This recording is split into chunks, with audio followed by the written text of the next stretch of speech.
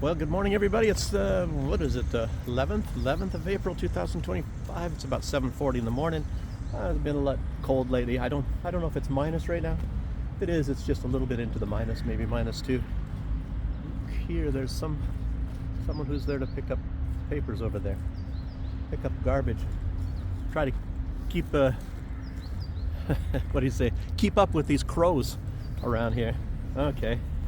Well, as you can see, I'm making an earlier video today. It's because the classes, they start later, and I don't know, maybe it's the time when I upload these is when the YouTube takes many hours. Yesterday, the video I made, even though I made it in the afternoon and I made it in some areas where the uploading actually comes a little bit faster, they still well, what they did is I think they uploaded 30% of the video, and then they just stopped. They just stopped completely. So then you come a couple hours later and you look, and then you got to restart all over again. You got to cancel the upload and then do it again. You know, YouTube, I really don't know what the heck they're doing, but I've heard other people complain sometimes, but they get it very rarely. But I don't know what happens to me quite often, and I don't think it really even has anything to do with where I'm doing it. Maybe it's where and when. Then it would be something to do with Belarus. I don't know, or the time zones, or when people are working in YouTube. I don't know. I thought it was all done by, automatic or by algorithms and things like that, but it seems like there's something else there too. I don't know. Maybe they have their favorites. There's certain people that always get their videos uploaded at a certain time, and then there's some of us that it doesn't happen to. So okay, let's get into the news here. The coalition of the idiots. I mean the willing, the coalition of the willing. These people, and apparently there's 30 of them in the European Union, or mostly in the European Union. Maybe just in Europe. Maybe some aren't in the European Union. I have no idea, but they mention them, and I don't want to keep track of all these idiots either. Most of them are idiots. And of course, that means the coalition of the willing is those that are Ukraine first policies, and they don't really understand the history of Ukraine and what Ukraine has always been about. And it's unfortunate because it has a lot to do with culture. I've mentioned it, others have mentioned it, and it's absolutely true. Ukraine, for some odd reason, those people have gotten into some sort of a niche of dependency, that they depend on others and they think others are supposed to take care of them and do everything for them. And maybe a lot of that, of course, fostered this ideology of them being the master race and all that. And a lot of you never hear about that. You don't hear that much about it, and Zelensky puts on a different face when he runs around in other places. You don't hear that he says that Russians are not human beings, but they're species, and lots of other things. And their school books, what they're teaching their children, not just that Russians are inferior beings and things like that, but a lot of the stuff like that the Ukrainians are the superior race, like it's a race of people. Oh no, they're not strongly related and actually the same as the Russians for the most part, genetically, and from those areas it's almost indistinguishable. But no, they're something superior. And it's comes from this Banderite ideology from like the time about the Second World War and all that. And like I said, even the Nazis, the worst Nazis, were scared of the Ukrainians because of not scared of them as far as, oh, they're going to get us, but it's because of their stupidity. I'm not saying all Ukrainians. I'm just saying this ideology and those that follow this Banderite ideology, that they're the master race. And the Germans, even the worst German Nazis, at least had a lot more sense than those people. Those people, I think they actually believe it, and they think that they have a right and a duty and a responsibility to go around whenever they can get away with it, exterminating other people that they don't consider as part of their race. Like the Belarusians, like what they were doing, wiping out villages, hundreds of villages, not people, hundreds of villages. They killed the entire villages. And as I've mentioned before on this channel, and it's a fact of history, they did it even in Poland. Sometimes they would get people, herd them into some huge wooden building, douse the thing with gasoline, put chains around it, and then, kill everybody inside, burn them all to death, including small children. Anybody that is escaping, they had people around the buildings, and they would shoot and kill them. And no, but they're perfectly normal people, and that's just exactly the ones that the Biden administration and all. I mean, the United States, as you see, they try to find the most wicked people, and if they're not wicked, they make people wicked. They create these wicked ideologies and people, and then they use them, to get their goals. But you guys all know that stuff. It's not a point of my video what I'm going to be saying today. But from this, this coalition of the willing, I think there's 6 of them, and all 6 of them together, they make one brain cell, and they're hoping for that second brain cell, the one brain cell, of this stuff, like that, where did I hear that? You pool all your intelligence together, and you might make up a nitwit or something like that. But these leaders, and it's terrible that the people of the European Union, at least, and I think most of them are probably sensible and intelligent people, but they have to put up with leaders. And I don't, it's like, where do they get these people? And I always talk about that. What's the criteria? Obviously you have to hate Russia. You're not going to get a chance unless you hate Russia. And then the other one, I think you have to be incredibly stupid and go along with, I don't know, maybe be a slave to ideologies. Who knows? But it's even testament to their stupidity is that they call it the coalition of the willing, the coalition of the willing. I mean, can't they think of something original? I mean, when they get that second brain cell, maybe they'll think, well, let's come up with a different name instead of borrowing the name from George Bush's, invasion and destruction of Iraq. Why don't we come up with something else? I don't know. Yes, and they said there's 6 of them. And 5 of them, of course you know them, the 5 already, France, the UK, and the 3 Baltic states. They're itching and ready to go in to Ukraine. As a matter of fact, they all would want to go in right now, if their people would accept the fact that the people they send there are all going to die. And I'm talking about the people back home, but they won't, and they won't last in office very long. And they're thinking, well, if we can use the power of the deep state to stay in office, well, maybe it's not enough power to thwart democracy, which we all love to do. I mean, they'd love to do. I mean, when I talk about that, everybody knows that. Look at what they do in Romania and everywhere. Le Pen, get rid of all of the people that the people like, so that you have to choose between, the Russia hate idiots and nothing else. That's your choice. You find this one hates Russia more than that one, and they get in line and say, I hate Russia even more, so vote for me. Of course. I don't know. Like I said, it's just not even to be understood. It's okay. So,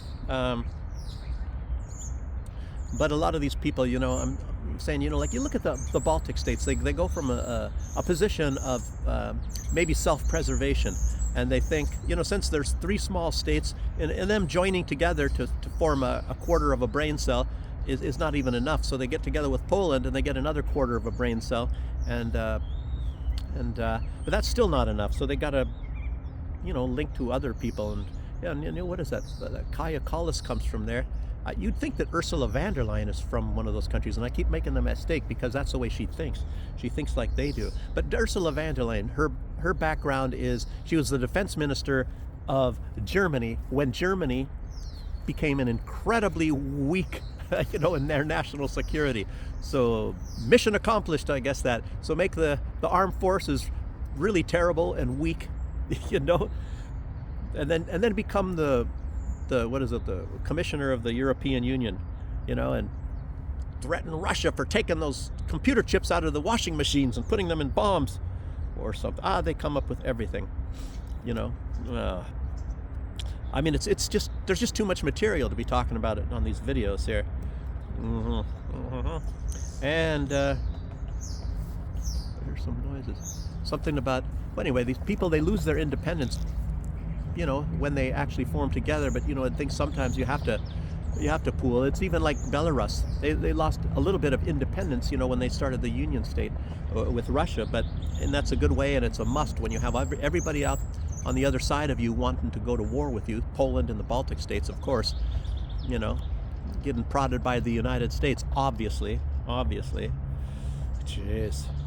And self-preservation and losing independence. Well, what about the United States? You know, obviously they're beholden for who knows what to Israel. They're subservient. There's no doubt about that. Ever since Johnson, and it's always worth talking about. You know, especially even Donald Trump. I think he owes the fact that he is the president to Israel. I've said that because he didn't get together with the deep state, apparently. You know, it's a strange world. Everything is in chaos. And you know, you had the European states. They were the puppets of the United States, and they're not anymore. You know, there's a new master in town. So it's sort of like, you know, saying, oh, that Donald Trump is a conservative. Well, you know what a conservative is? It's somebody who's resistant to change. And do you think Donald Trump is resistant to change? Look at the tariffs. Look at all the things that are going on. I mean, compared to what the United States was like in the past, he's not conservative at all in any way, shape, or form. But that doesn't make him a liberal. Everybody says, oh, you're either a conservative or a liberal. He's not a liberal either. I mean, how many different categories can you come up with? You might even call him, because of one thing, you might call him sort of like a Renaissance conservative, because he's trying to preserve American values, you know, family, and, you know, get rid of all the woke crap and the, you know, belief that you're a much better person if you're a homosexual and things like that. So he's trying to get rid of all that and, you know, bring, you know, the traditional values back, which they're traditional for humanity. I mean, what are you going to go back thousands of years? So not just American values. So, but you know, American values. What's that? You know, maybe play baseball and get some apple pie. I don't know. Yes. But the coalition of the willing, and most of this, as you all know, it's all directed against Russia. And I think Tucker Carlson even talks about that too. You know, Tucker Carlson, I think it was during this interview with Alex Jones, said that this is nothing. And I've said this too. I said it in so many videos. It has nothing, absolutely nothing to do with Ukraine. They don't even like the Ukrainians. You know, the administration of the United States and all the elites, they hate the Ukrainians. But they just hate Russia more, you know? And it's like they would think, oh, well, it's nothing personal, Russia. We just, you know, want to be the masters of the universe, and, you know, to control you, get your resources, and everybody should be bowing down to the US of A, which is, you know, even a lot of these big shot rich people that are behind it. And like I'm saying, you know, you have BlackRock, one of the richest corporations or the richest entities on the planet, and it doesn't mean that Larry Fink, because he's a CEO, that he is the big shot guy, you know, but it's not really that way. Then you got these visionaries or something, Klaus Schwab or Soros. But anyway, let's not keep going off on these tangents on that too. So, and I mentioned that there are 6 states going against Russia on this, and that they want to send troops to Ukraine. They said, as soon as the hostilities are over. You know, that's how brave they are, of course, too. And but they only mentioned 5 of those states. I mentioned 5 of them to you, and the 6th, I guess, wants to stay secret. And I don't think that it is Poland. I think they've come out and said they don't want to send troops. So you have to wonder, well, who is it? Is it Denmark? Is it Belgium? Is it Sweden? Is it Finland? Is it Norway? I mean, you have a lot of these other people that are, you know, some of the big leaders or the ones that drank the maximum amount of the Kool-Aid for the Hate Russia Club. So I don't know. And there was another thing. It was people were talking about this, and I wasn't even mentioning this before, but it's like talking about Netanyahu and his saying that Iran is 2 weeks away from having a nuclear weapon. And they have the IAEA that is there, and they've been saying consistently for decades that they don't find any evidence whatsoever anywhere that Iran is trying to get a nuclear bomb. And for some odd reason, and I don't even understand this, so this is kind of like, is Iran getting infected? They said they're because of all of the threats from Bibi Netanyahu, or Satanyahu for the most part, or Israel in general, because I think if he's gone, they're going to get somebody else that wants to threaten Iran. Maybe not as fervently as Netanyahu or Donald Trump. You know, well, Donald Trump is like subservient to Israel, and that's why he wants to, you know, he's against Iran. But in spite of all that, it's like, why would Iran get rid of the IAEA that consistently says that they're not making nuclear weapons. So, and I think they have access to lots of different places, except a few places. But it's kind of obvious that, you know, it's not like these huge things that they're going to be making nuclear weapons there, because you would see some other signs and you can get readings. So it's obvious that they're not. But anyway, yes. And like I keep telling you about, you know, like Zelensky, and, you know, first he had this thing, and he's still insisting that there's these North Korean soldiers, and like, you know, the big theory is that I put out is that obviously they are invisible because nobody's seen them, and but Zelensky now coming out and saying China is there, China, you know, he's thinking, you know, the U.S. is in a trade war or a tariff war with China, so if I come out and say a bunch of nasty things about China, then maybe they will come onto my side, and then we can be buddies and sing Kumbaya together and attack the Russians. But I don't know. I don't know what it's thinking in this guy's head. But the Russians, of course, are laughing that off. And, you know, they got two people, friggin' A, you know? So does that mean, I mean, even Colombia, there's hundreds of them. The Russians have got even Colombians in custody that were fighting for Ukraine. Does that mean Colombian government is involved as well? You know, and you got all kinds of them, you know. But obviously, there is no doubt, there's absolutely no doubt whatsoever that the UK is involved. Poland is involved. You know, they got lots and lots and lots of soldiers there. And of course, this invasion into Kursk, you know, it was a lot of British, and, you know, there were French, there's a lot of French, and these are French commandos that are there. Obviously, France has got their soldiers there. This has been going on since I can ever remember. They always send their soldiers in there, and they take their status away, like, you know, definitely they wouldn't be carrying their ID cards. And they, you know, a lot of time they grow beards and stuff. And even if they're not, you know, if you have like Delta Force, and like I said, I had some, you know, things, I know some things, you know, about Delta Force for some reasons, but you know, those people, they don't go in with the status, even though they're officially employed by the United States military. They're not going to go anywhere as being United States military. They're going to be going as mercenaries. So just so you guys know that, and that's the absolute truth. And I think most of them would ever admit that, you know, the honest ones.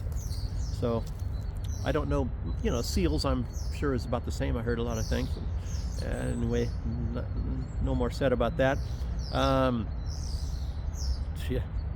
But, you know, Zelensky, he said he's an honest man, you know. Well, he says he has precise evidence that China is involved or something like that. All two of them, you know. And he says, oh no, that was the precise evidence was that 150. Come on, Zelensky, come on. And it's so precise that he won't show you the evidence, you know. He's so certain about that. And let's go now to Germany. Germany is continuing to deindustrialize. Bosch is closing 2 plants in Germany, and they're moving, and they don't even say where, but I guess some place called USA. That's probably where they're moving to. And, you know, Germany is doing nothing but mistakes.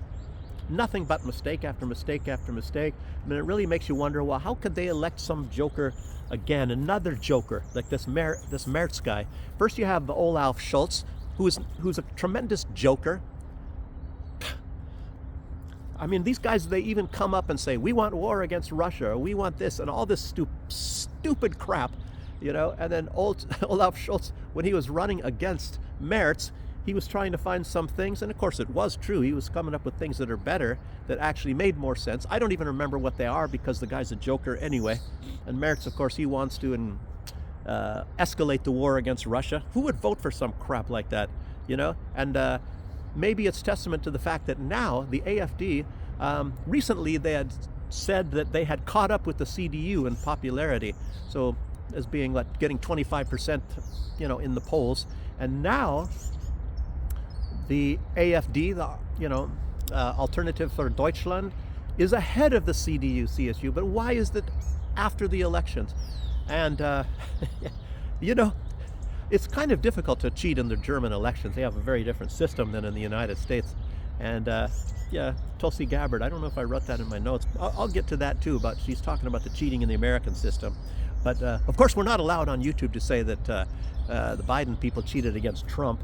So you know that was a fair election. Fair election. So anyway, I might have even slipped on that a little bit of a few times here on talking on YouTube, but maybe they don't have that restriction anymore that you get a strike and you get taken down if you say that it wasn't a fair election.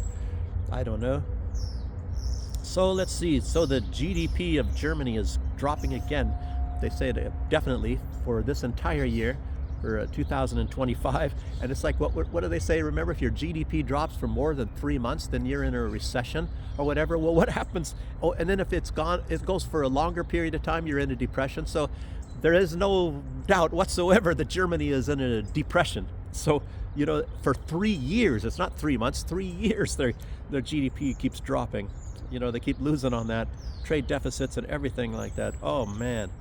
I guess there's some kind of consequences when you consent to getting your main energy source blown up.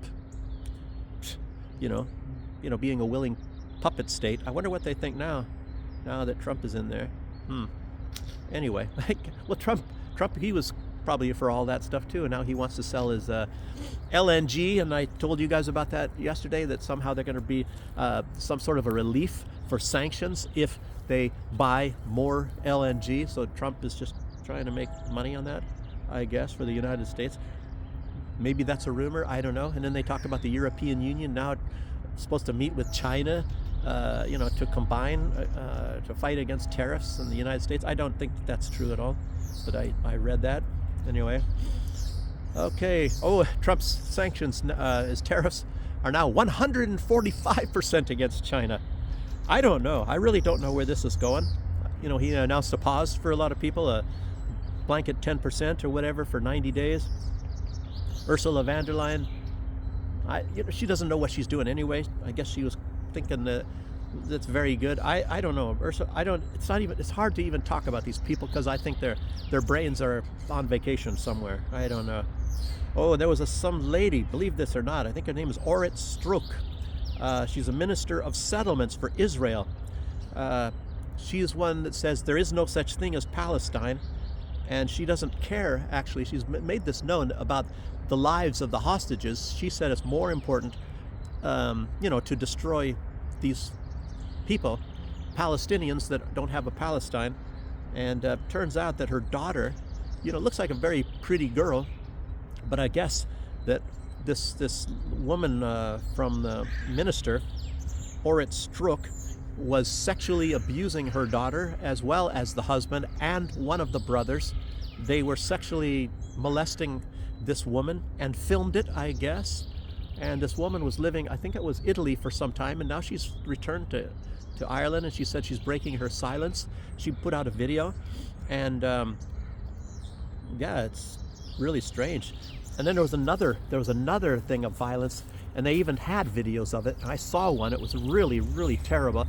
It was this boy, a Palestinian boy, and they had said that he was somehow complicit in some stabbing, I guess, that some Palestinian did, or I don't know. And then they really mentally went after this guy, because they show the films of him. They're just screaming and threatening this boy. And he's just, I think at that time, I don't know how old he was, but he was just a young boy, and I think he's only 13 or something now. And then he kept saying he doesn't remember this, and they did tortures and everything against him. And I guess now he's got some real mental problems, and it turns out that he had nothing to do with that. He was not involved in any way, shape, or form with those stabbings. So I don't know if they let him go or whatever.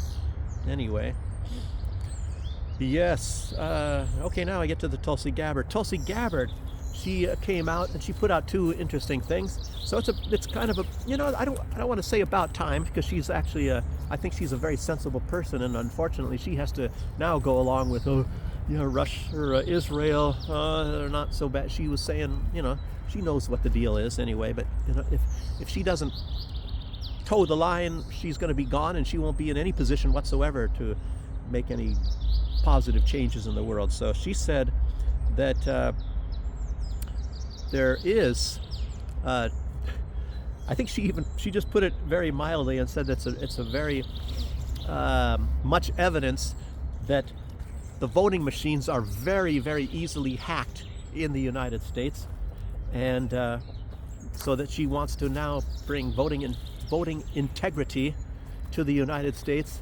And, you know, it's a lot of these things that we were expecting from Trump in his first terms, and maybe now he's actually going to do it. He put a lot of good people in charge. You know, Robert Kennedy Jr. and Tulsi Gabbard are just two of them.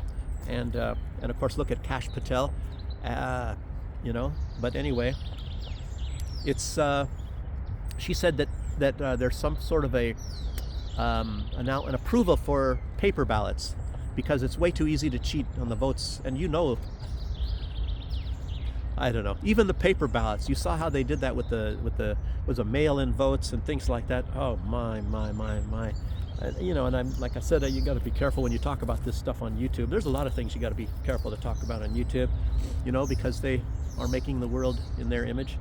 So she mentioned also that there's many thousands of files about Martin Luther King assassination and Robert Kennedy, John F. Kennedy's brother, that have never really ever been studied about these assassinations.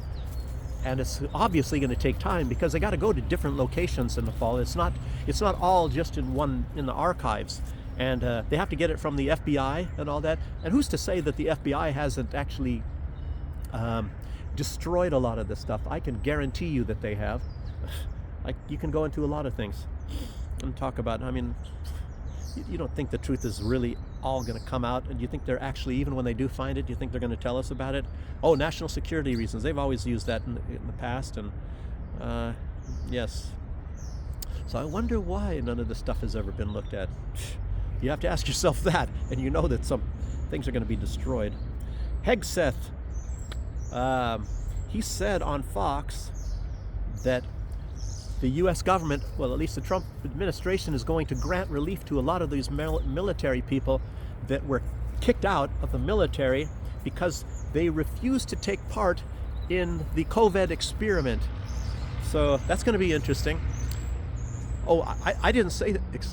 He said experiment. I didn't say experiment because we all know that there were those vaccines. We know that there's no experiment, that it was the greatest creation in human history is these vaccines. We all know that because YouTube tells us that.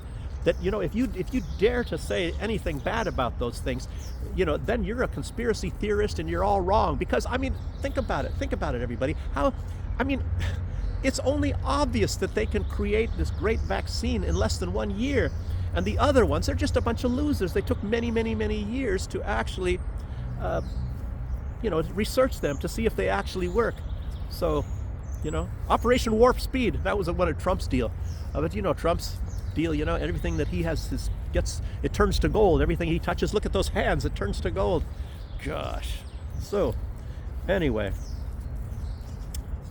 And too bad you can't talk. Boy, I'd have a lot to say about this whole time period and when we had these pandemics going. So, okay, Erdogan and Netanyahu, they're in talks, saying, you know, the partners in crime, they're in talks to try to avoid fighting against each other and all that. And I tell you what, you look at Erdogan, and you know, he's been so vocal, and he gets up there, he's always talking bad about Israel and all that, but what has he ever done? What has he ever done? Ever? Nothing. He's done nothing. And I guess he's had a lot of power. He has something to do with oil delivery and maybe natural gas or any things like that. He has a lot of different powers, and he's never used much of anything against Israel. So it's kind of like, what did Jesus say? Know them by their fruits. And I don't know. I tell you what, I don't think there's much daylight between Erdogan and Netanyahu, actually. You know, because all he's ever done is talk. So, okay, some of these guys are really going at it. More people are picking up trash over there. Okay. U.S. continues these massive strikes on Yemen, and including the capital. And I guess there's film footage, and I saw some of that too. You know, lots of, you know, huge fires going all over in the capital where the United States is bombing. And there's now also evidence that this is at a big cost to the United States. And it's not just that Yemen shot down 18 drones that are worth $30 million each. You know, I mean, I wonder what Elon Musk and his Doji people Doge people would say about waste and fraud and all that sort of thing when you watch all these drones getting shot down. But it's also these missiles. These missiles are not free either. Lots and lots of missiles. And I'll tell you, it's also not cheap to station all those people, on the ships, the SS Harry Truman, USS Harry Truman, and all these other ships over there, endlessly over and over again, bombing and doing all that. There's a cost to that too, but of course the upside is good because they're helping Israel. It doesn't do anything for the United States. It does absolutely zero for the United States. But you know how Trump is. If it doesn't benefit the United States, it's not worth doing at all. But this does zero for the United States, but it does a lot for Israel. But maybe Israel does a lot for Donald Trump. Maybe he owes something to the Israel for him being the president. So, and of course, he's God's gift to the United States and the world. So, they must be good people in Israel. Okay, there's now evidence. I already talked about that. Tammy Bruce, she's this one from the U.S. State Department. She's the one that gets up there and she starts saying, oh, great about Trump and all that sort of stuff. And she constantly, every time she gets up in front of a podium, she's got to take hits against Russia. Yeah, Russia this and Russia that. Russia doesn't want to make a deal and all that. Maybe Russia's violating the ceasefire when it's actually Ukraine over and over again. Ukraine has gone out of their way now. Their number one mission is to show that they can keep violating the ceasefire. They do that more than anything else, more than any of their attacks against even civilians. Matter of fact, they've even slowed down attacks on civilian apartment buildings and things where they used to send drones and killing civilians and crashing into the apartment buildings all over in Russia and everything. And now they're pretty much just concentrating on hitting all of these piping stations and pipelines and all this and electricity generating things in Russia. So, and I think it was, I wrote it, where was it? Maybe I didn't even write it down. Doggone it. But I think it was 11 times just yesterday in the last 24 hours that they hit. They seem to I think it was 12 a couple of days ago, but they do it every single day. But anyway, did I mention the fact that this woman's name in the State Department is Tammy Bruce? She's obviously very intoxicated in the Hate Russia Club. So, okay, and you guys now heard about this helicopter crash in the Hudson Bay, I guess, over there in New York. It turns out that this guy and his family, he was the CEO of Siemens in Spain. And Siemens is a huge tech firm, from Germany, as you know. And of course, he was the head of the Siemens in Spain, the CEO. So very rich guy. They were on maybe taking some helicopter tour. It seems kind of strange, the helicopter kind of fell apart. Somebody said that they heard some great big boom, but I don't think so. I think because they have people were filming this, and it doesn't look like any missile hit it or anything, unless it's invisible. Maybe they're shot by North Koreans or something like that. And Lukashenko, he said that since Belarus, this is true, and this is good, and this is one reason, because to live in Belarus, I'll tell you what, because this guy, he really does care about his country. I mean, it's not like these other jokers, and he actually is a conservative. He's very conservative, Lukashenko. And I don't look conservative. I've got long hair and all that sort of stuff. I'm actually conservative-minded for the most part. But anyway, Lukashenko, he does what he has to do, and he does it without war or anything. So, and like I keep telling you, we don't really have any resources, any natural resources in Belarus. They have a little bit of fertilizer, where they can do, and then they have some fresh water. They can put in bottles or tanks and send it to Europe, and they put it in bottles and say it comes from somewhere else. But that's kind of about it. There's no gold, there's no oil, really. You have teeny little bits. It's enough maybe to keep a couple apartment blocks, going. But he said it's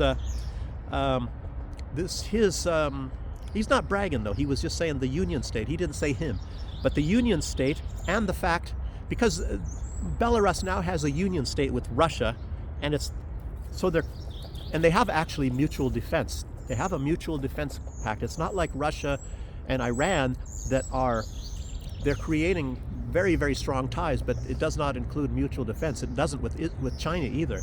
So, and I don't even think it does with North Korea, to be honest with you. But even though Russia is having a lot of these close ties with a lot of countries, but it is with Belarus. So you attack Belarus, you're attacking Russia, and Russia has even said that. So the Union State, as well as the fact that Belarus now has, you know, the smaller nuclear bombs in case of an attack, that has, you know, he said it's quieted down big time Poland and the Baltic states, who have been sitting over there, you know, and they're kind of, well, they're making it very obvious that they very, very badly want to attack Belarus, you know, and most of the reason why that is because Belarus, even without resources and things like that, just basically, and I'll tell you what, it's mostly the system over here and Lukashenko that the country runs, and it runs very well. And you guys all know that because you watch in my videos. And those countries over there, Poland and the Baltic states, those people are in bad shape.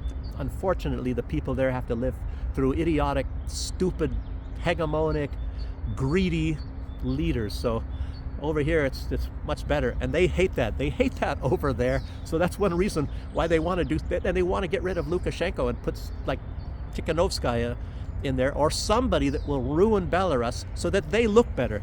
You know, if they can ruin Belarus, they will look better. But, you know, here, a country that has less resources and everything is actually doing better than they are. That really, really pisses them off big time. So anyway, Lukashenko has, you know, been able to stem them off. They even cut them off from trade. They cut them off from everything. You know, you can't believe how they sanctioned Belarus, the country. It's incredible. And here, things are going pretty good here. I'm very happy for living here, and I'll tell you what, just to be, you know, telling you guys that. And a lot of the stuff, as you all know, you hear over there, it's just a bunch of fake stuff anyway. Okay, the Ukrainian Prime Minister Shmyhal the Precious. Oh, we got to get the Precious. His name is Shmyhal, and you know, those damn nasty hobbitses. Okay, he says that Ukraine is absolutely observing the ceasefire. You know, this moratorium on attacks on energy infrastructure with Russia. They are absolutely obeying it most of the time, I think he said. What it says? Oh, he said in some areas. In some areas. Some probably means less than the majority if you think about it, but at least he came out and admitted it, that they're not. So in some areas, he said, they're absolutely obeying the ceasefire. What about the other areas that are not part of the some areas? So and yesterday, on that same day, this is where I wrote it, they attacked 11 times.